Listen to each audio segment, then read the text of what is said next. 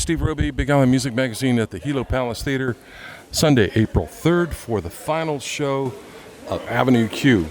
Speaking with Larry Reitzer. Aloha, Larry. Hey, Steve. Thank you so much for coming. Let's start. How did you select Avenue Q for a production at the Palace? Avenue Q's always been a favorite show of mine. I saw it on Broadway a bunch of times and I loved it. We were actually supposed to go back into production or rehearsal for the producers, which we had started but got shut down.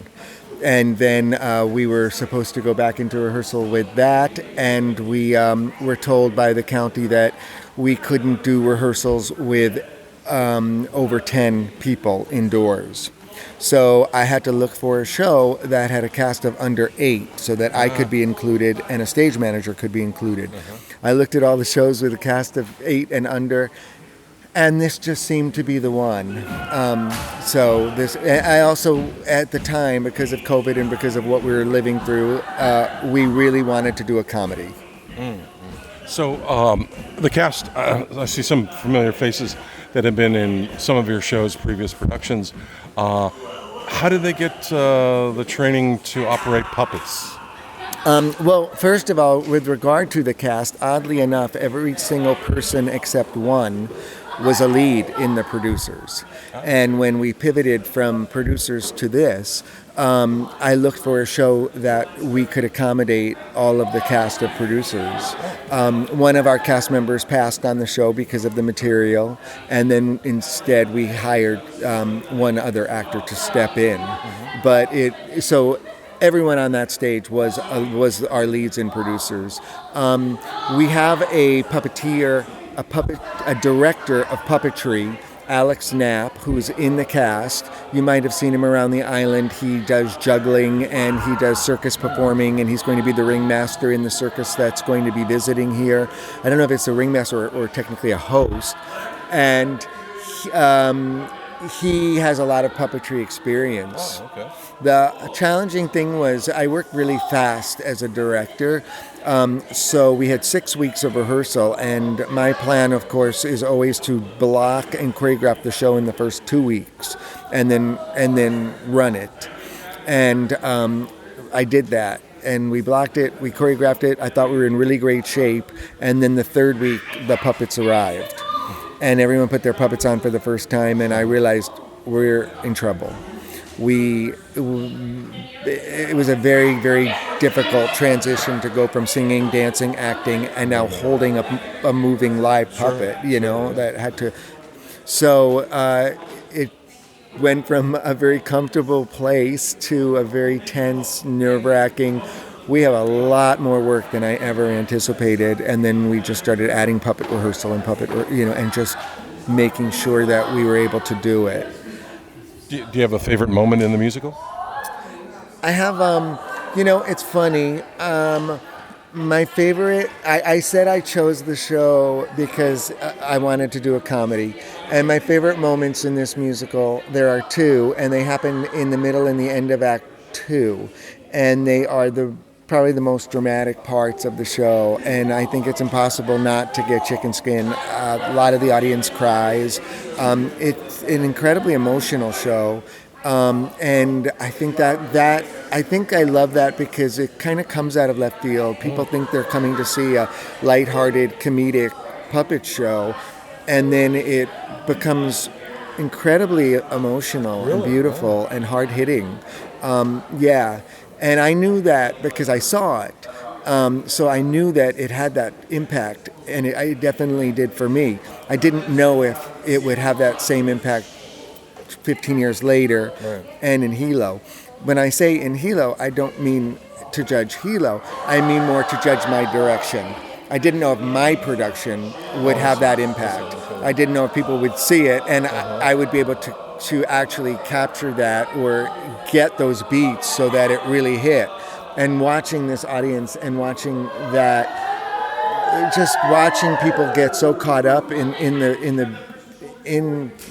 the story of a little puppet looking for his purpose. It's beautiful. That's great. I guess we should give some context to some of the background noise here. The cast is warming up before the show starts in about an hour. and Yeah, they're having some fun doing it. They do their warm up, and it's about a 15-minute warm up before each thing. They do some improv, they do some exercise, they do trust exercise, and it's become a really kind of important part of this show. Most of my other shows have had 50 to 100 people. When you have a cast of 8, you get to do things like this, which are a little bit. It's a process that you always want to do, but isn't ever possible with 50 people. So now with 8 people, we're able to incorporate this, and it's been really wonderful for them to grow with each other. I don't do it, however. I'm too insecure, and I just can't. I can't do that kind of,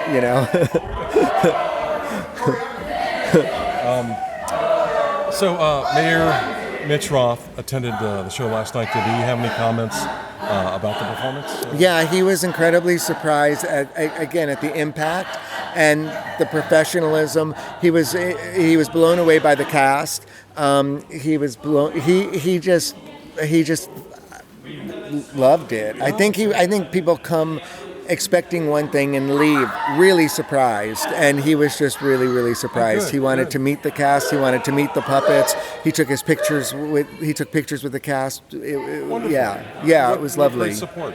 Yes. For the arts. Yeah, he has been such an incredible supporter of us, and has come to all of our shows. Oh, wonderful. He's come to all of our holiday shows, our Valentine's Day shows, Beauty and the Beast. He's been just incredibly supportive and nurturing, and it's wonderful to have someone, a leader in the community that gets behind the arts like he has. And now he's given his blessing and given the theater 100% capacity. Is that That's right? correct. Yeah. Yes. That's great. No, it's not. No, it's not.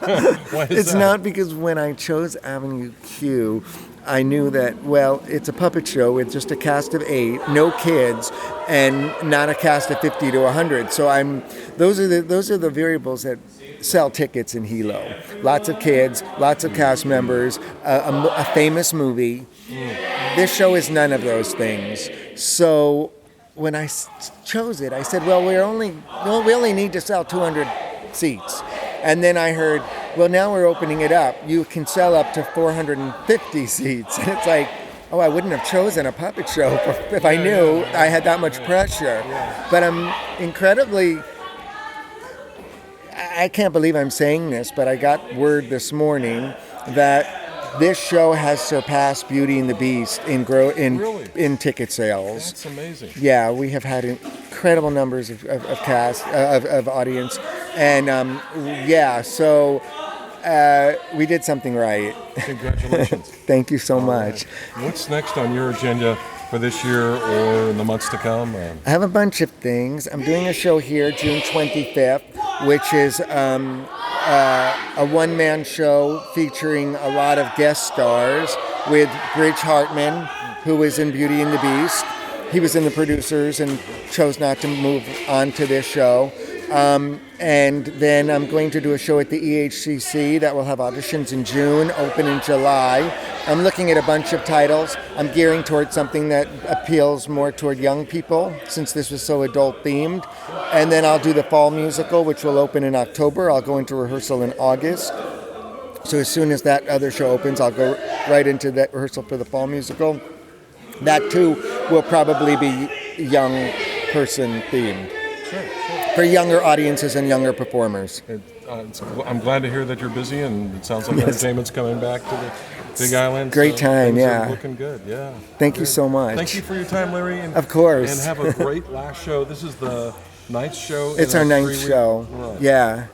We had said we would only do 6, but box office was so strong we added 3 shows, so we wound up doing 9. Yeah. I'm so glad we did, because each show, every show that we did, the audience increased. So yes. That's great. So yeah. Well, congratulations again, and look forward to seeing the show today. Thank you so much, Steve. Bye. Larry. All right, bye. Aloha.